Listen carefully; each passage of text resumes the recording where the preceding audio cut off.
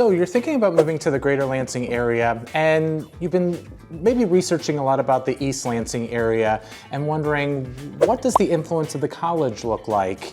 Michigan State University, what does the feel of the town look like? You might just have some of those questions in your mind as you're looking to research. Well, in this video, I'm going to be answering some of those questions for you. I'm going to be giving you some of the pros and cons of living in East Lansing. And if you stay tuned until the end, my last con is one that you really need to be aware of if you're looking to buy a home in the East Lansing area. It's something that just slips a lot of people's minds when they're trying to look. So sit back, relax, because we're going to get started with this next episode of Lansing Michigan Life right now.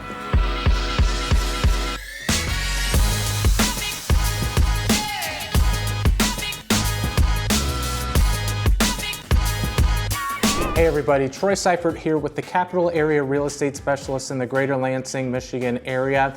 And we get phone calls each and every day from people who are just like yourself, who are looking to buy or sell a home within the greater Lansing area. So whether you're looking to move here in 6 days, 60 days, or even 6 months, we would love to be able to talk with you, discuss all of your real estate goals and needs. So please contact me in the information in the description of this video.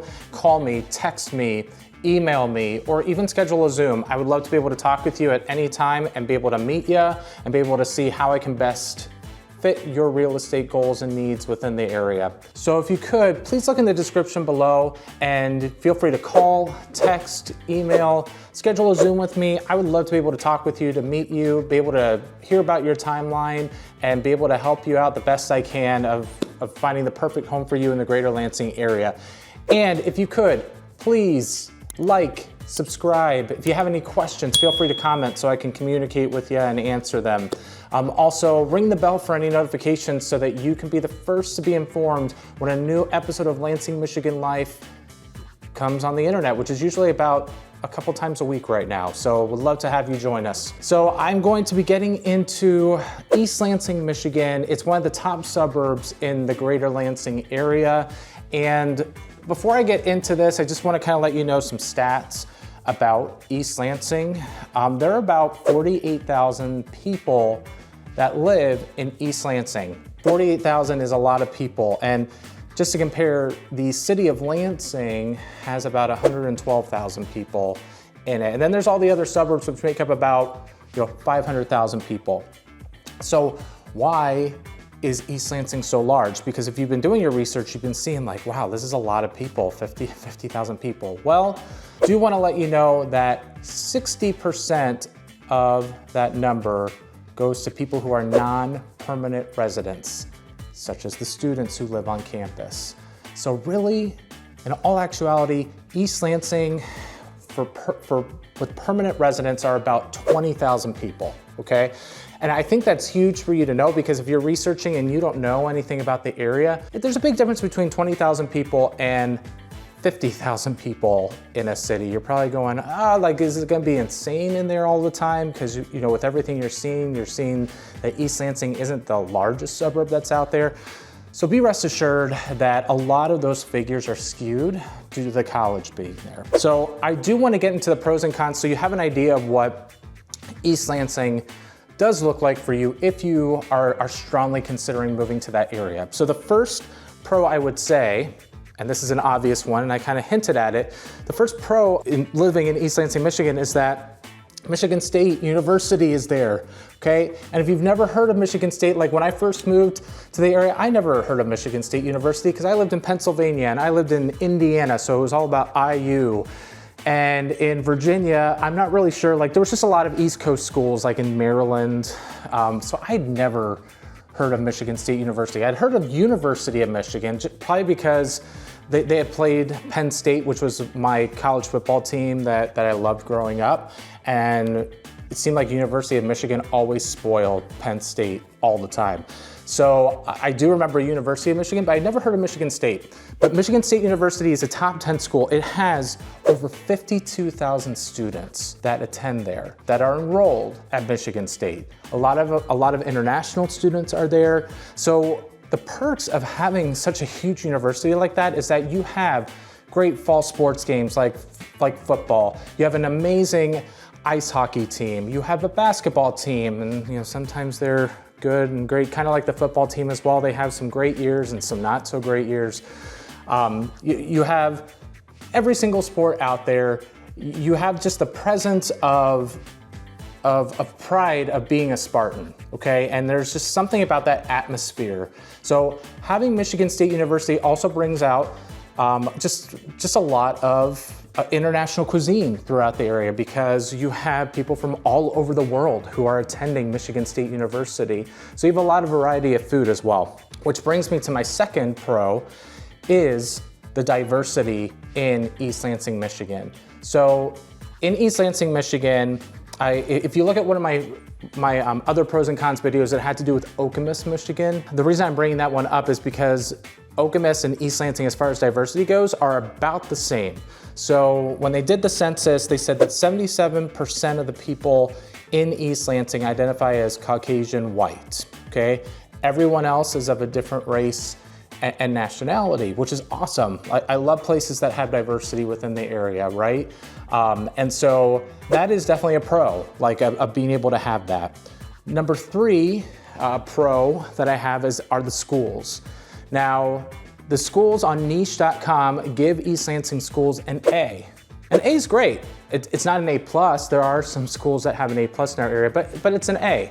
And they have very respectable ratings, so go on niche, niche.com, and feel free to check out that site. In the schools, there's about 3,600 students that are enrolled there, so you're gonna have about 300 kids per class in East Lansing schools. The high school has, I think, a little over 1,200 students, so you are looking at a little over 300 kids per class as far as class, class size.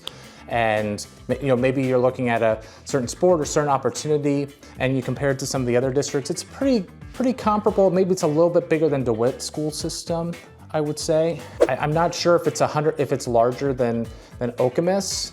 It might be around the same size. I'd have to double check on that, but East Lansing schools do have an A on niche.com. The other pro of living in East Lansing, Michigan is that there are some amazing parks and trails just throughout East Lansing, but there is a trail system that I want you to be aware of in that area. It's called the Northern Tier Trail, and it goes for about 6.8 miles in the northern part of East Lansing. So it's north of campus, and these 6.8 miles of trails, they intersect with other parks and recreational areas throughout East Lansing, Michigan. There's an aquatic center that's in East Lansing, Michigan that has some water slides. Like this trail takes you to there. It takes you just on some nice bike trails, hiking trails. People rave about it in the East Lansing area.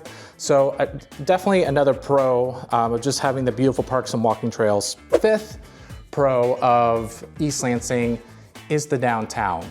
If you've watched another one of my videos, I kind of give you a glimpse of what the downtown looks like, but I think I said in that video, I feel that the East Lansing downtown is a lot more vibrant and has a lot more going for it than downtown Lansing does. And downtown Lansing has the Capitol building, it has all sorts of landmarks there. Well, East Lansing downtown just has a lot more in it, a lot more restaurants that you can eat at. There are some landmarks there as well, like the Eli Broad Art Museum that's there, and that's a pretty cool building that was built about, I wanna say like 11 or 12 years ago. Just a cool feature. They do, even all throughout the area, there's, within walking distance from campus, you can go to the Wharton Center, there's the cafeteria dining hall throughout there. So the downtown East Lansing area has just a lot more things to do and a lot more going for it than I feel the downtown Lansing area. So downtown, number 5. And then number 6, top pro would be that East Lansing is great for an investment opportunity. And when I mean investments, a lot of times people think, oh, you're talking about rentals, right? No, I'm even talking about a house. Because especially the last several years, if you've bought a house in East Lansing, your house has appreciated a decent amount, like at least 9 to 10% per year of living in East Lansing. And when I first started looking for a house in 2008, it was my first house that I had bought. We were looking in East Lansing, Michigan, and our realtor said to us that the main broker in the area said that, like, in East Lansing, that even though there was like a slowdown in the housing market, that East Lansing was exempt from that because of having the university. And so people were just moving in and out all the time. So when the housing crash happened, East Lansing stayed pretty stable. So when you are looking to buy a house, just a residential house, you're gonna get a good rate of return if history is what it has been in the past, okay? But the other thing I'll tell you too is there's a lot of investment potential too. There's a lot of rentals where students live. You can have a lot of opportunity in that area. And feel free to check out my other videos that I have about rentals and what the rules look like, because that's gonna be important for you to know if you're hearing, ooh, investments for rentals, like there are some rules. So please check out those other videos. I do have a couple other videos. I do have another video that shows a map of where the rentals are. And it might be helpful for you if you're looking to live in East Lansing to take a look at that map, because in East Lansing, there really is a strong student presence in a quadrant in East Lansing. You need to be aware of that. So feel free to take a look at that map tour as well too. Okay, so those are all the pros. And honestly, with the pros, there's some that I don't have on this list that could have made this list. I kind of gave you the more common ones, but there are a lot of pros to living in East Lansing. So now we're gonna get to the cons. The first con that I see with East Lansing are the high property taxes. The city of East Lansing has some of the highest property taxes in the area. Right now, it's about 55 mils to be able to live in the city of East Lansing if East Lansing is your principal residence that is owner occupied. So a little bit of a education here for you. When you live in Michigan, you are allowed one principal residence exemption for taxes, just one. And if you have a vacation home in Michigan, then you have to decide which one you want to have the property residence exemption for. You can only have it for one property in Michigan. And it also has to be owner occupied. So if you were to buy a house, it's going to be owner occupied, your millage is going to be 55 mils. If you're getting an investment property, if this is your second home, it's going to go up 30% from your taxes, just to let you be aware.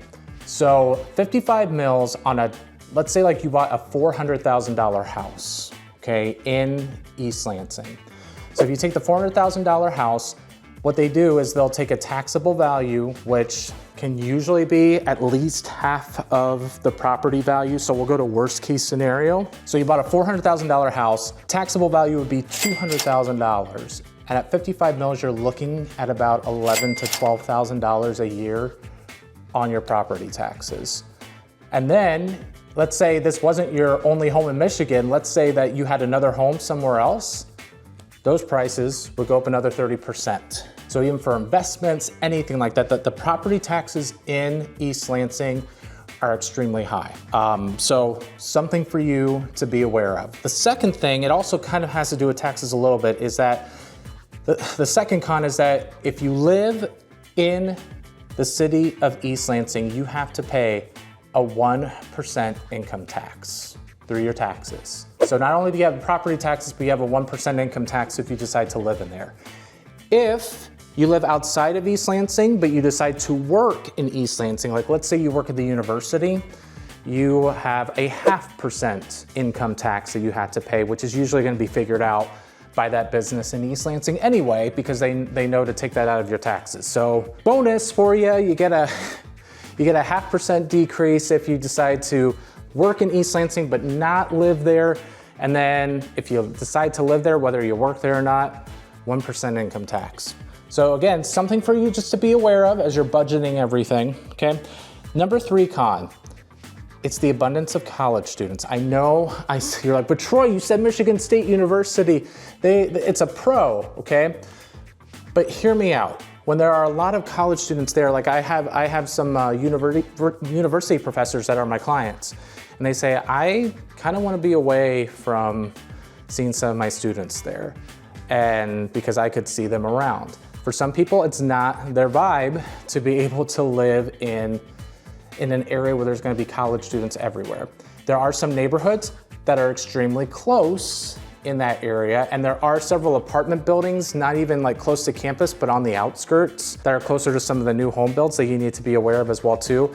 But That's a complaint that I hear, is that some people don't like, while they love having Michigan State University there, if they want to go hang out somewhere, they can see college students everywhere. And usually that's going to be from September up until, or even end of August up until about the middle of May right now. So what everyone tells me is that Michigan State University, especially in the downtown, when you're trying to go somewhere to eat or hang out in the downtown, it's almost like a ghost town there, because more than half the people have left.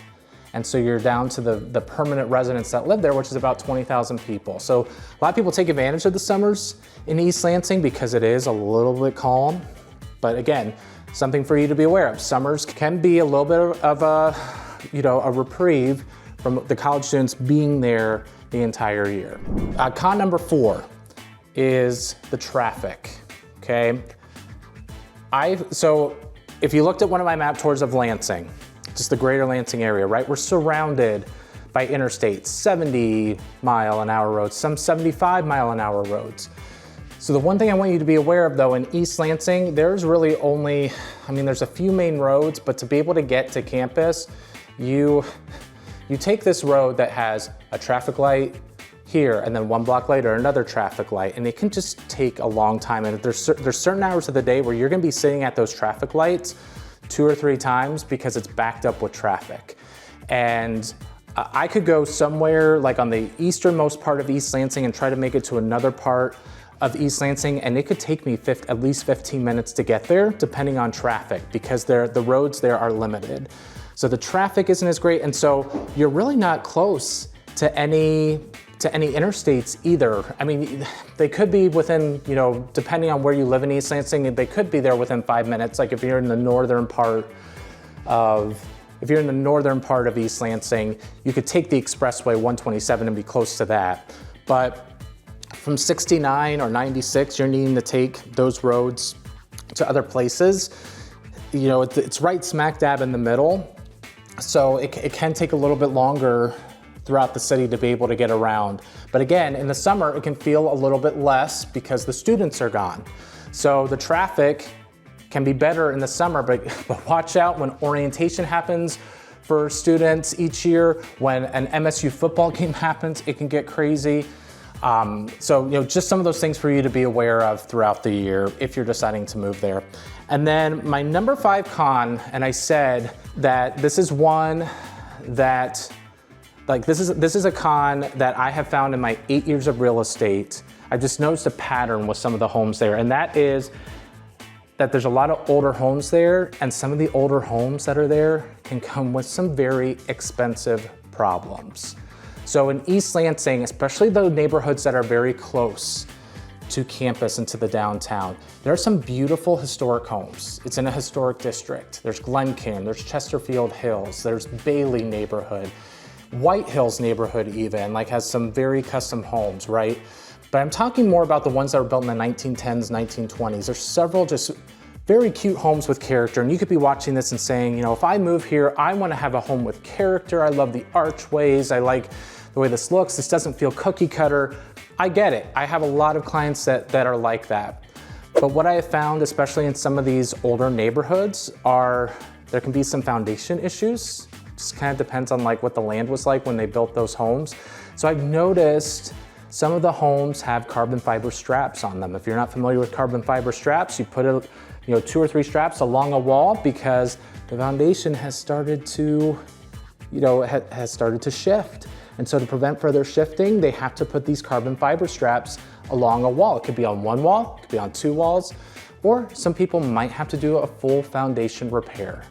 And another big thing in that area is that the sewer system, a lot of it is built out of the old clay piping, okay? And if you don't have an agent that's knowledgeable in that area, they might not allow you, or not allow you, but they might not mention to you that it's important for you to do a sewer scope if the plumbing has not been updated out to the street. Because as a homeowner, you're responsible for the main sewer line out to the street when it's at your home. And if there's an issue there, that can be a very expensive issue to try to fix. If you have a collapsed sewer line, not fun. So just something for you to be aware of. There's a lot of older homes, but the older homes there, they can come with some problems. So you really need to have a licensed real estate professional within the area, be able to help point those things out to you, be able to advise you that way. So myself or my team, we would love to be able to help you out. And again, I just want to give you a reminder to call us, text us, email us, or schedule a Zoom with us. All of my information is in the description below this episode. And then also, if you could subscribe. Also, if you have a question on anything that I'm talking about, you want clarification, feel free to comment, or also ring the bell for any notifications so that you can be notified of any future episodes of Lansing Michigan Life. So that's the end of my episode here. I hope that was informative for you if you're looking to be in East Lansing. So I hope that you take care and enjoy the rest of your day.